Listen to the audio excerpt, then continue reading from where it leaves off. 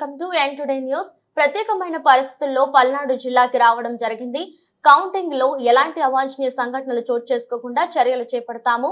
జిల్లాలో అన్ని పోలింగ్ స్టేషన్లో సజావుగా ఎన్నికలు జరిగాయి. కొన్ని చోట్ల మాత్రమే జరిగిన పరిస్థితులకు ఇలాంటి సంఘటనలు ఎదుర్కోవాల్సి వచ్చింది. ఇప్పటి వరకు పలువురుపై కేసులు నమోదు చేయడం జరిగింది. 7 నియోజకవర్గాలలో వైలెన్స్ కి పాల్పడిన వారిపై చర్యలు తీసుకుంటాం.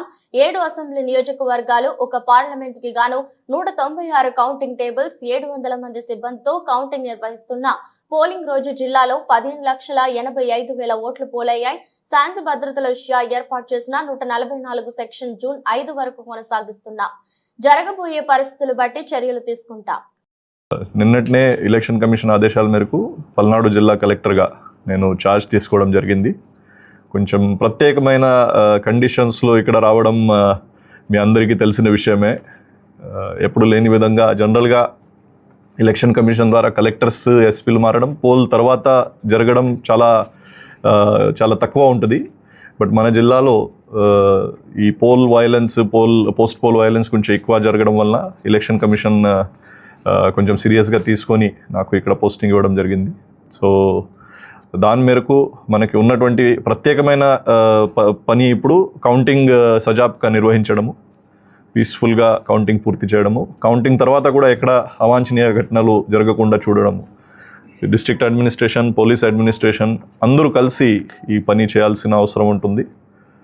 ఇప్పుడు సరదాగా ఒక విషయం చెప్పాలంటే, గతంలో కూడా నేను ఉమ్మడి గుంటూరు జిల్లాలో పని చేసి ఉన్నాను.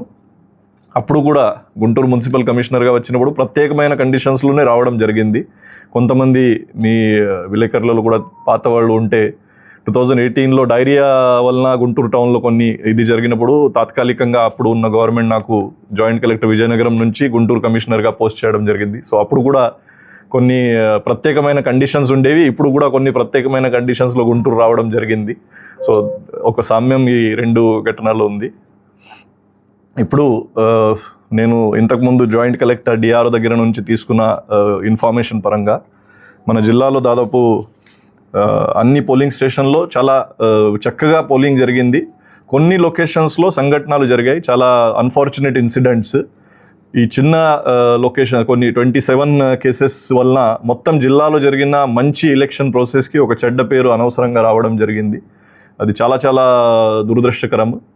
సో కనీసం ఇప్పుడు కౌంటింగ్ టైంలో మన జిల్లాకి మళ్ళీ చెడ్డ పేరు రాకుండా పని చేయాలని మన అందరూ కూడా, not only district administration staff మాత్రమే కాకుండా ఇప్పుడు మీడియా మిత్రులు కూడా మీ ద్వారా, ప్రజలు, అదేవిధంగా పొలిటికల్ పార్టీస్, ముఖ్యంగా వాళ్ళ కార్యకర్తలు, వాళ్ళ అందరికి కూడా నేను చేసింది అప్పీల్ అంటే, రాష్ట్ర వ్యాప్తంగా, దేశవ్యాప్తంగా మన జిల్లాకి ఒక చెడ్డ పేరు వచ్చేయడానికి మనం అందరూ కూడా కారణం. ఎవరు ఒక్కరి మీద మనం ఇది పడడానికి లేదు. కనీసం కౌంటింగ్ టైంలో అది జరగకుండా మనం అందరూ కూడా చూసుకుంటాము. దాంట్లో అందరూ సహకరించాలి. దాంట్లో అందరూ కూడా ఈ ప్రజాస్వామ్యంలో ఉన్నటువంటి ఒక పర్వం, దాంట్లో భాగస్వామ్యం అయి కోఆపరేట్ చేయాలని కోరుకుంటున్నాను. ఇప్పటివరకు జరిగిన వైలెన్స్ కేసెస్ ఏదైతే బుక్ అయ్యాయి దానికి కూడా త్వరితగతిన అన్ని ఛార్జ్ షీట్ పుటప్ చేయడం కానీ, పోలీస్ ద్వారా దానికి పర్సిక్యూషన్ చేయడం అది చేసుకుంటాము. రాబోయే రోజులు కూడా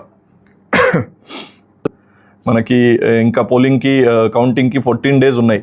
ఈ 14 డేస్ కూడా అన్ని కాన్స్టిట్యున్సీల వారీగా ఎక్కడ ఈ వైలెన్స్ చేసే వ్యక్తులు ఉన్నారు, ఏదైనా రౌడీ షీటర్స్ కానీ, ఏదైనా బైండ్ ఓవర్స్ చేసిన కేసెస్, దానికి మళ్ళీ పరిశీలించడం జరుగుతుంది. అడిషనల్ బైండ్ ఓవర్స్ ఏమైనా చేయాలంటే అది కూడా చేయించుకుంటాము. గతంలో బైండ్ ఓవర్ చేసిన వాళ్ళు ఈ కేసెస్లో పాల్పడినట్టయితే వాళ్ళ మీద ఆ బైండ్ ఓవర్ కేసెస్ ఇంప్లిమెంట్ చేయడానికి కూడా కఠిన చర్యలు తీసుకుంటాము. బైండ్ ఓవర్ చేసిన కేసెస్లు, ఇప్పుడు కేసు బుక్ అయిన మనుషులు, వాళ్ళలో ఏదైనా సామ్యం అయితే మనం కరెక్ట్గా బైండ్ ఓవర్ చేస్తామని కూడా మనకి ఒక అసెస్మెంట్ వచ్చేస్తుంది.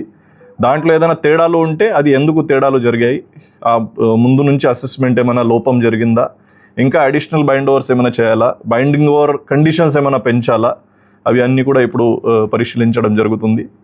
కౌంటింగ్ అరేంజ్మెంట్స్కి వస్తే మన జిల్లాకి total 7 కాన్స్టిట్యున్సీస్లో 7 parliamentary counting halls, 7 assembly counting halls, total 196 counting tables అవసరం ఉంటాయి. దానికి ఒక 700 దాకా మనకి స్టాఫ్ అవసరం ఉంటుంది. వాళ్ళ ట్రైనింగ్, వాళ్ళ ర్యాండమైజేషన్, ఈ ప్రక్రియ ఎలక్షన్ కమిషన్ గైడ్లైన్స్ పరంగా ఇప్పుడు కొనసాగిస్తాము.